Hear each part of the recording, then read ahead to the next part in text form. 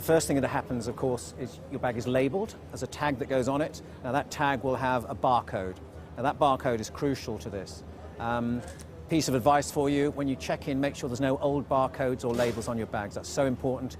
The scanner will see more than one barcode. It doesn't like that, and the system will direct it to what we call a manual encoding station. And again, we have an operator there who will look at the tag, will look at the check-in record, and it then tells the bag, manually tells the bag where to go to be loaded onto the airplane.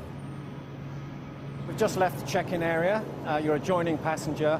Your bag has disappeared off, and you're going to hope you're going to see it in the Maldives or somewhere. It comes down into the first stage or the first part of the baggage handling system. And this is the first stage of the security process. This is what we call level 1 screening. A whole bank of smart X-ray machines which have computer databases looking for certain items. And there's a bank of 12 of them here, and every bag that either joins in Dubai or is transferring through Dubai will go through this process. This is just the first stage. If it fails this stage, there are certain protocols which will identify bags of a dubious nature, and it's an extremely robust, proven technology, and we have a very, very, very secure, safe system here. We are now right in the heart of the baggage handling system. We're about 5 stories underground. Right above us is a live taxiway, so aircraft are taxiing up and down all the time above us. This is called a tilt tray system. So basically a bag will be placed automatically into the tray.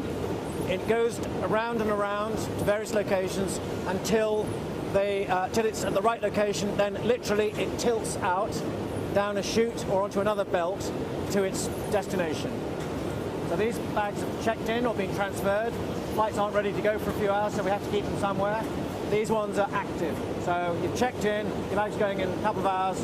We need to get it to the area where we load the bags onto the containers or into the containers.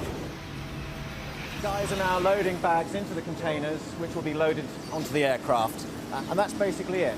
Depending on the configuration, we're mixing bags, cargo, mail. You might have 30, even 40 of these containers on a modern wide-bodied aircraft. The reason they are shaped like this is basically to maximize the volume in the fuselage. The fuselage is shaped like that, and the containers are shaped like that to fit in neatly.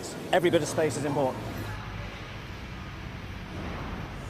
Okay, this is EK 372 going to Bangkok in about 10 minutes time.